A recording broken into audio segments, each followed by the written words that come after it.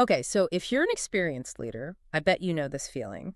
It's that kind of familiar, almost sinking anxiety when you even think about letting go of the controls, maybe just for a moment. Hmm. You think, look, if I don't personally check this email, or if I don't catch that specific mistake, or, sign off on this final thing, the whole process, maybe even the whole client relationship, it's just going to fall apart. Yeah, that feeling is pervasive. And that fear, right, that Yeah. deep-seated kind of systemic exhaustion. Well, that's what we're really digging into today. We're calling it the crisis of the highly competent leader. It's more than just burnout, though. It's structural. Exactly. It's a structural limit. Our source material actually calls this dependency the control leash. Yeah. It's like you're physically, mentally tethered to the day-to-day operations. And often not because you want to be. No, it's because the whole setup, the business structure, it's kind of built around this, well, frankly, toxic survival idea. This belief, your value, your whole professional worth is tied up in your ability to catch the error. You genuinely believe you're indispensable. And that belief, that very idea, Yeah, that's what's killing scalability. It's actively stopping the business from growing beyond you. right. That control leash, Hmm. honestly, it's probably the single biggest blocker to real growth. So for this deep dive, we're approaching it like an engineering problem, not some kind of personal failing. Makes sense. An engineering problem needs an engineering solution. Exactly.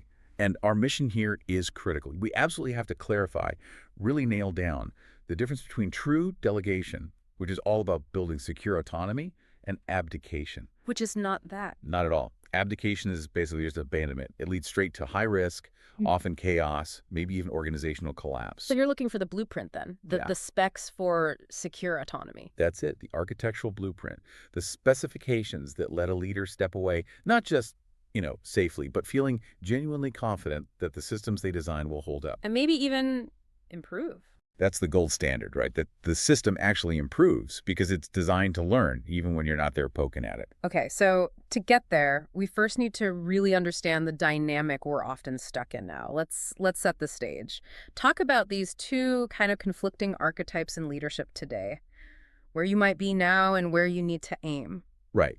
Two clear models. First, you've got the one that, let's be honest, often gets celebrated, the hero leader. Ah, the indispensable one. Exactly, the perpetual problem solver. Their entire value, their charisma, their perceived competence, it's all wrapped up in the minute-by-minute stuff. The execution. They're the operational engine, always rushing in, catching errors, putting out fires, handling all the exceptions personally. And it feels good, right? You save the day, you get that adrenaline hit, you feel needed. Sure. But then there's the other side, the goal for real, sustained growth. You called it the architect leader. Yes, the Oh. architect leader, their focus isn't on doing the work or even solving the immediate fire. It's a radical shift. Their main focus is designing robust, interconnected systems. Systems that actually anticipate potential failures and, ideally, prevent the problem from ever even landing on the leader's desk. So they're trying to make themselves unnecessary on a daily level. That's the ultimate goal, in a way. Their self-imposed objective is to make their own position structurally unnecessary in the day-to-day workflow. Their value shifts completely From fixing problems. to designing systems that prevent them, from operational competence to systemic design competence. So, okay, for you listening, the mission here is pretty profound, maybe even a bit challenging. It's about stopping seeing yourself as that operational engine, the one constantly burning out under the pressure. And starting to see yourself as the engineer, the civil engineer maybe, who designs and stress tests the engine itself. Right. Designing the bridge, not just directing traffic on it. Okay, let's really get into this trap. Yeah. Why is being the hero leader so tempting? And yet why is it ultimately so damaging for the organization? Well, the temptation is powerful. It's validation, pure and simple. The sources we looked at detail this leader-hero, the hero leader. Their professional self-worth is intrinsically deeply linked to their personal ability to trap the air. So when they dive in, save a project. Big dose of adrenaline, professional affirmation. They feel useful, competent, and look, that feeling is legitimate in the moment. Right. But they mistake that short-term feeling of utility for long-term structural business health. They're not the same thing at all. It sounds like a kind of psychological reward loop, but one that's built on a really fragile foundation for the business. Exactly. But here's the kicker. Yeah. What if they genuinely are the most competent person for that task? Doesn't that naturally create a bottleneck? Yeah, I mean, that seems logical. It does, but it creates this really destructive paradox. They often are the most effective individual performer, and that very effectiveness becomes the single point of failure for the entire system. The whole organizational structure, often unconsciously, just molds itself around the hero leader being there, around their capacity to handle all the exceptions, all the tricky bits. So projects slow down if they go on vacation. Or decisions just pile up, waiting for their final sign-off. That's not really leadership, is it? It's structural dependency. It's fragility baked into the system. And what's really sneaky, I think, is that the usual fixes, they often don't solve this. Sometimes they even make it worse. You know, we've all seen leadership training that just tries to make the hero leader, like, more efficient or a better communicator. Absolutely. Traditional leadership programs can actually intensify the underlying problem. They end up creating what the sources call a recharged hero leader. A recharged hero, what does that mean? Well, they take some courses, right? Learn some new motivational techniques, get better at coaching, become sharper, more articulate, maybe even more charismatic. Okay, sounds good so far. You'd think, but what's the actual net effect of making a bottleneck more skilled, more efficient at being the bottleneck? Uh-oh, they become even harder to replace. Bingo. Their increased competence means they can juggle even more complexity, intervene even more successfully. They look like amazing leaders. Yeah. Everyone says, wow, look how much they handle. But the structural flaw. The total dependency on that one person is now potentially catastrophic. And it's deeply embedded, codified into the company's DNA. It's seen as how things work around here. Wow. So if the recharged hero can handle literally everything, nobody else even gets the chance or feels the structural need to step up and figure out how to design the system that would make the hero unnecessary in the first place. Exactly. Which leads us straight to the hero's fatal flaw. When they finally do try to delegate something important, they instinctively, almost inevitably, search for one thing: What's that? the clone. Someone just like them. This is the exact moment where most delegation attempts just crash and burn.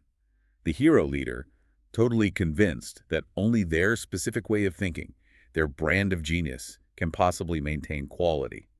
They start looking for a successor who thinks, acts, and solves problems exactly like they do. They think replicating themselves is the only safe path.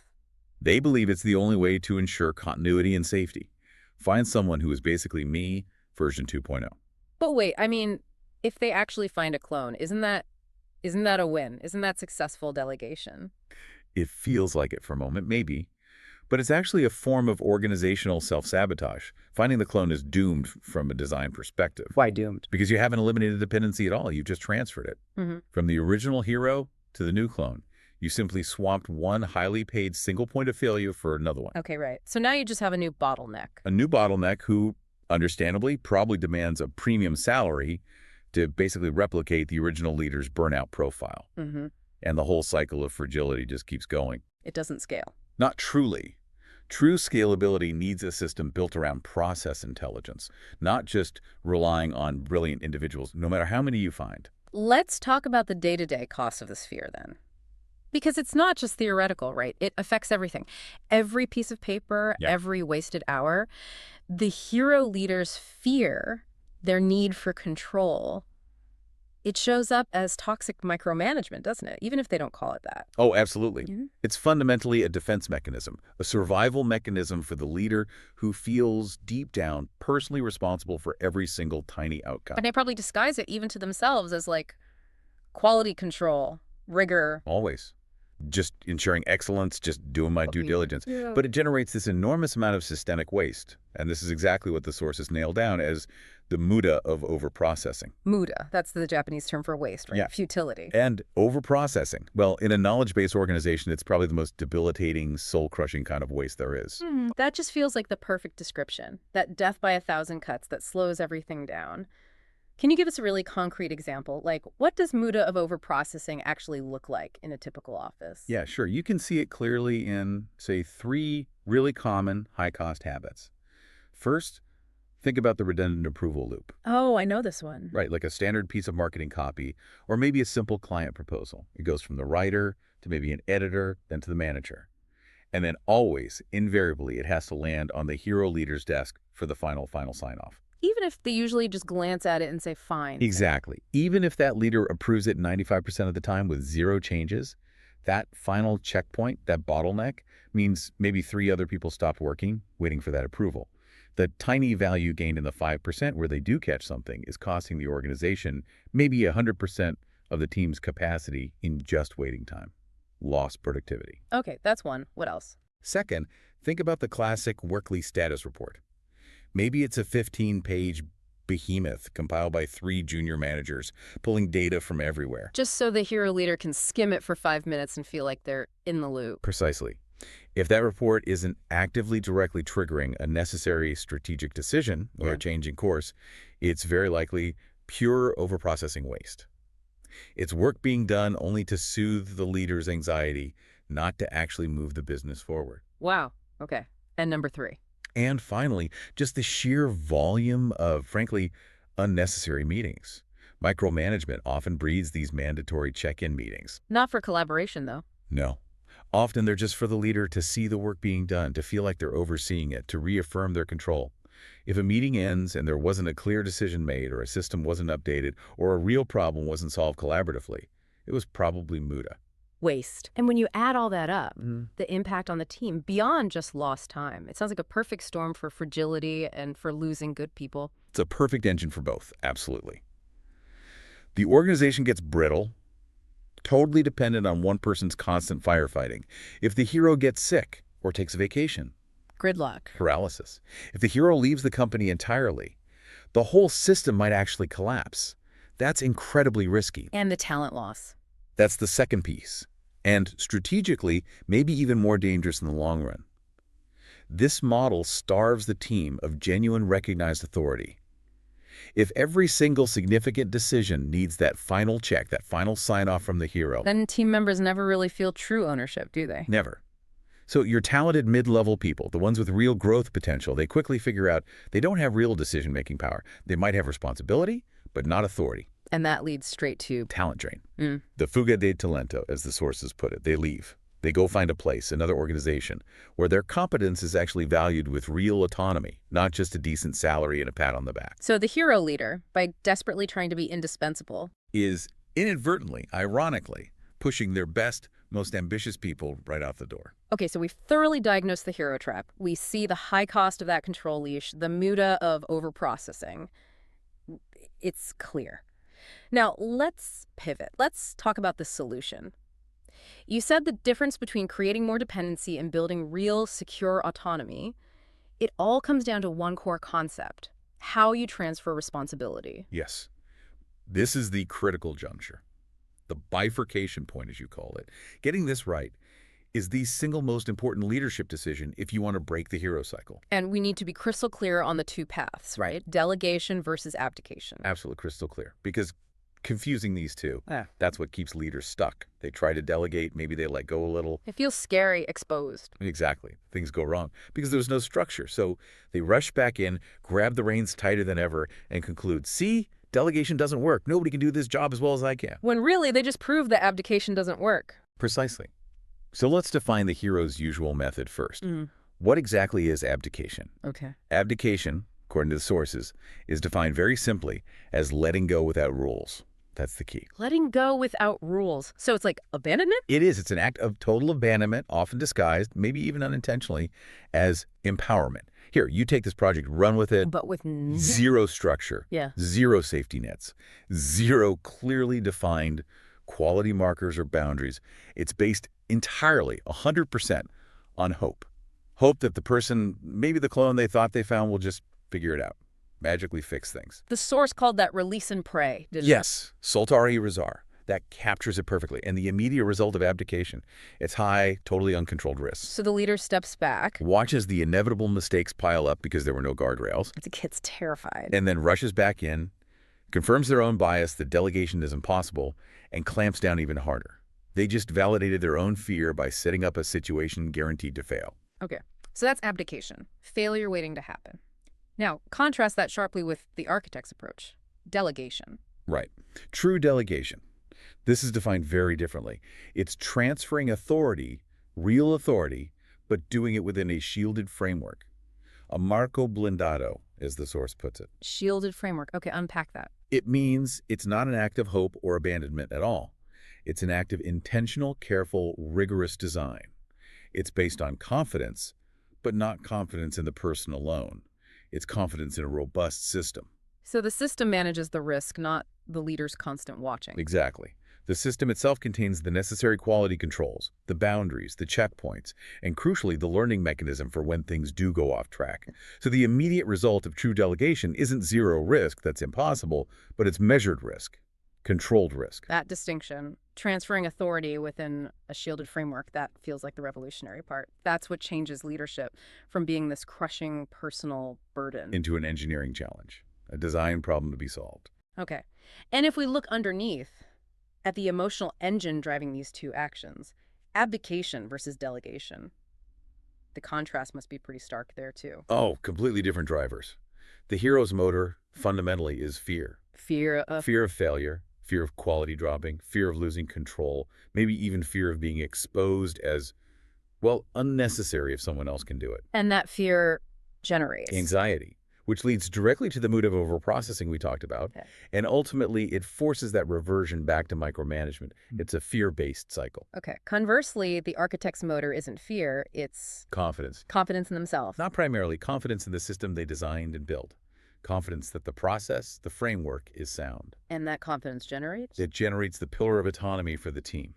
The architect trusts the design, the codified process, maybe even more than they trust their own personal ability to constantly intervene and catch every little thing. That's a huge mental shift. It is, and it leads to this radical, absolutely non-negotiable shift in the core objective. Which is? The hero seats a clone, someone who thinks just like them, to solve every problem personally. The architect, on the other hand, designs a system that enforces excellence. A system that enforces excellence, regardless of who's running it. Within reason, yes. Hmm. The system ensures consistent quality because the quality checks and balances are built into the process itself, so the focus shifts completely. From managing people's individual brilliance or lack thereof. To engineering the work itself, making the process intelligent. So the goal isn't necessarily finding someone as brilliant as you think you are. The goal is to build a process so robust, so well designed, that maybe even average brilliance executed within that system. Yields consistently excellent results.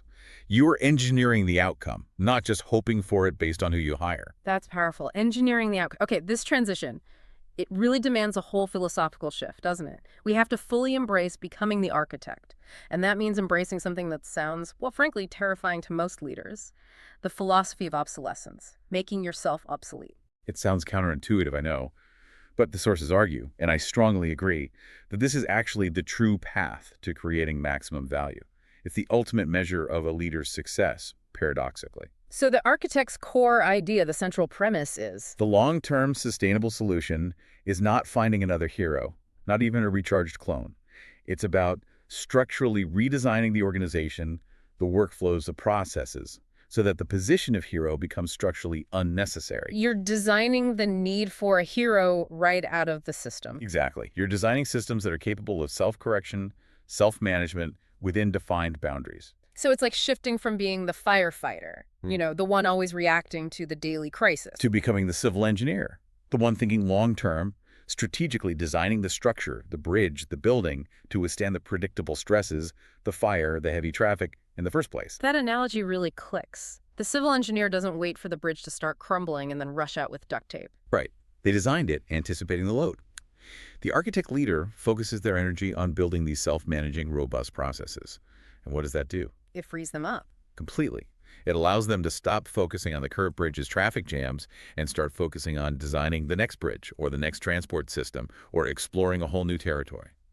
Innovation, growth, strategy. Okay, so how do we actually build that structure? We need more than just a philosophy, right? Yeah. We need tools, a blueprint for delegating without constantly holding on to that control leash. We do.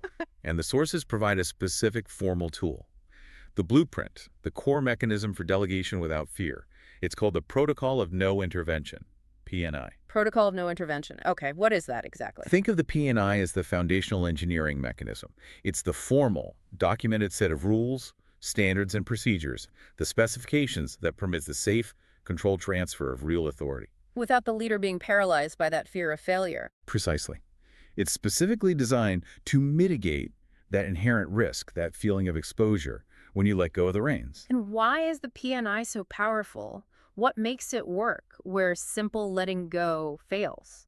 Because it delivers the only true guarantee of control. But here's the critical distinction. The control is not tied to the leader's personal presence. It's not dependent on their memory, their intuition, their capacity to check everything themselves. Where's the control located then? It's codified directly into the process design itself. The control lives in the system. If the process, the P&I, is followed correctly. The desired outcome, within acceptable limits, is structurally guaranteed. Structurally guaranteed. Or, if not guaranteed, any deviation is immediately caught and addressed by the system itself, not by the leader having to spot it. Okay, so if we accept that the hero leader keeps failing at delegation because they lack that shielded framework we talked about. The P&I is the shield. It's the armor plating for the delegation process. Got it. So what are the big strategic wins here? Why should a busy leader invest the time and effort, which sounds significant, to build this P&I system? What's the payoff? The payoff is huge, and it hits on multiple levels. The P&I, through its meticulous design, guarantees both efficiency and genuine team autonomy. And it delivers three massive, interconnected strategic benefits. Okay, let's hear them. Benefit one. First, as we've touched on, it completely eliminates the need for cloning. You don't need mini-me's running around. The system, the MDO within the P&I, dictates the required quality standard, not the individual's personality or thinking style. Makes sense. Benefit two. Second, and this is absolutely crucial for stopping that talent drain we discussed, it profoundly repairs team loyalty and commitment. How does it do that? Because it grants real, measurable, and importantly rewarded authority. People feel trusted, they feel ownership. That's incredibly motivating. Okay. And the third benefit? Third, its very design inherently provides anti-failure shielding. It ensures that when errors inevitably happen, because they don't cause panic or breakdown, instead they immediately trigger a process of structural improvement. Ah, so that links back to the idea of the system getting stronger from mistakes, shifting from fragile Where errors cause breaks. to being anti-fragile, where errors are actually consumed by the system and used to make the whole thing intrinsically stronger over time. That is precisely the goal.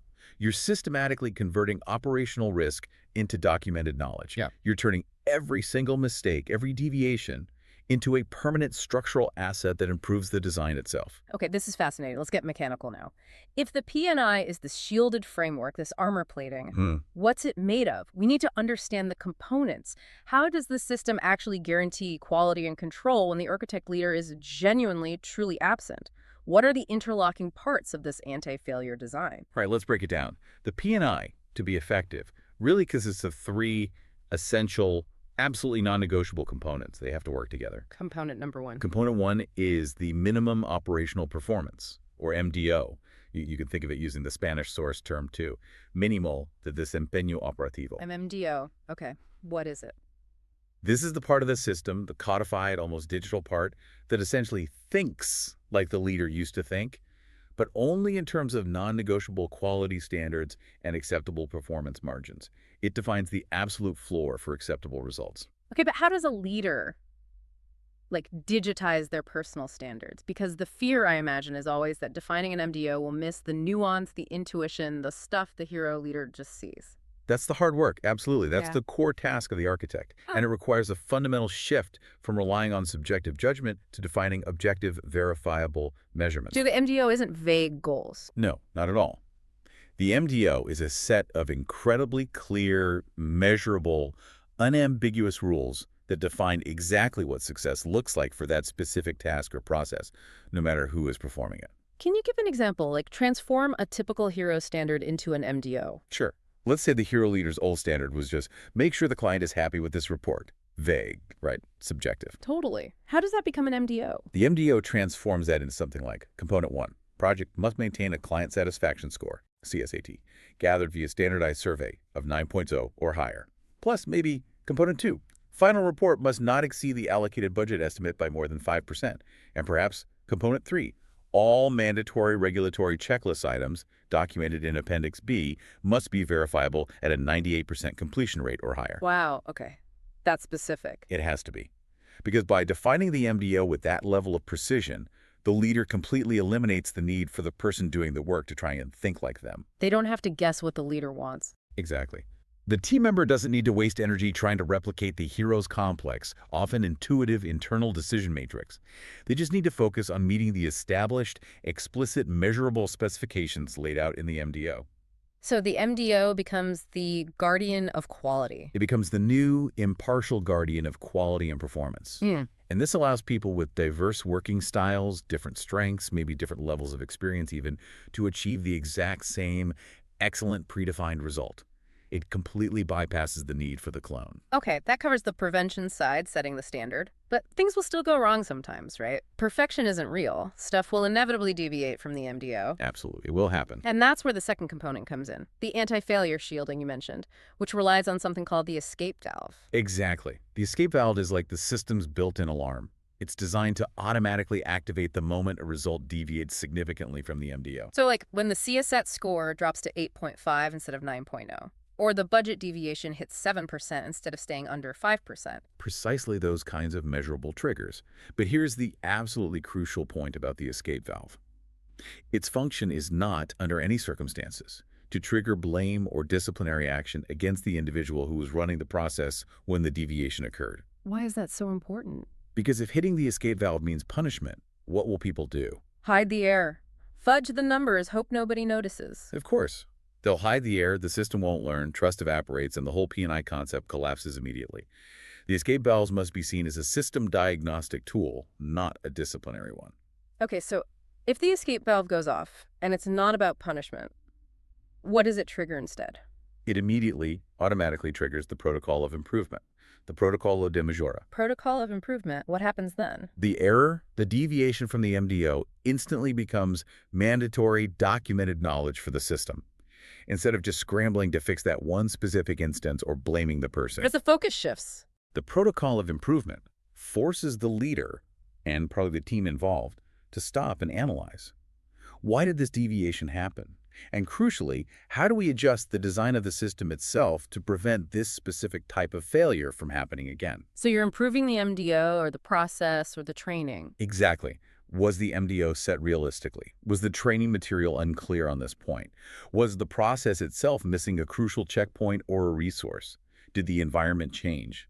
The failure is systematically converted into a structural asset through documentation and redesign. You're literally making the system smarter because of the error. You are turning operational risk into perpetual resilience. Every mistake, when processed through the protocol of improvement, makes the entire system more robust, more anti-fragile for the future, regardless of who operates it next time. Okay, MDO sets the standard, escape valve detects deviation, protocol of improvement strengthens the system. That leaves component 3. You said this was critical for solving that huge problem of talent drain. It's about repairing loyalty. Yes, because a purely mechanical system, even a brilliant one, won't keep great people engaged on its own. The P&I has to actively, structurally reinforce the two fundamental pillars of long-term human motivation and retention in the workplace: Which are? autonomy and recognition. Okay, how does the P&I deliver on autonomy? By delegating real, genuinely non-revocable authority within the bounds of the MDO. When you hand over responsibility and the authority to make decisions within that clear, shielded framework, you give the team members true purpose, real ownership, accountability for their domain. The control leash is finally demonstrably gone. It's replaced by a clear boundary fence they can operate freely within. That makes sense. Autonomy feels good.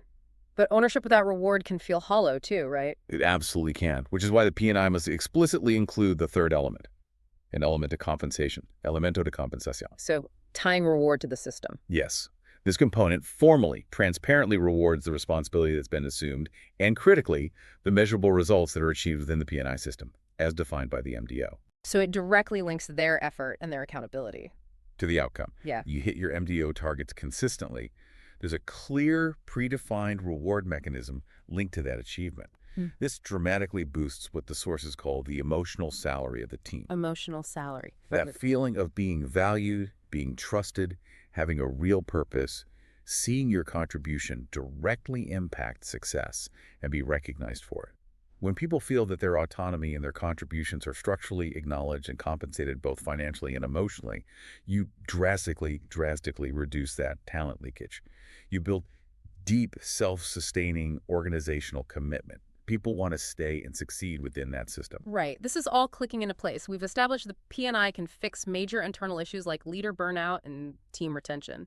But let's really connect this back to the bigger picture, the strategic business value. For the leader thinking like an architect, what's the ultimate return on investment for putting in the work to build this kind of robust P&I structure? The ROI here is significant, and you can really measure it in two major ways. First, direct risk mitigation, and second, the liberation of the leader's own strategic capacity. Okay, let's start with risk mitigation. How does the P&I lower risk? Well, the successful implementation of the full P&I system, the interlocking combination of the clear MDO setting the standard, and the escape valve linked to the protocol of improvement handling deviations, it creates genuine anti-failure shielding for the operation. And that directly strategically mitigates the key person risk. Ah, the key person risk, that huge, often invisible liability on a company's value. The risk that an outside buyer or an investor or even just the market knows that if the hero leader gets hit by a bus, the business will probably falter, maybe even fail. That's exactly it. That risk is a tangible thing. It might not be listed as a line item, but it's absolutely factored into a company's valuation, its ability to get funding, its attractiveness for acquisition. It tells the world that operational continuity, quality, everything. It's dependent entirely on one specific person's health, presence, or mood. So by codifying excellence into the P&I, You assure consistent quality, predictable performance across the entire operation, regardless of who is performing the task on any given day, as long as they follow the system.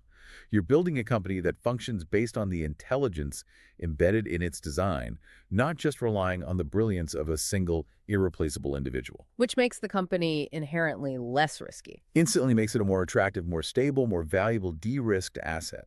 That's a direct financial ROI. Okay, that's compelling. What about the second piece of ROI? The liberation of the leader's time.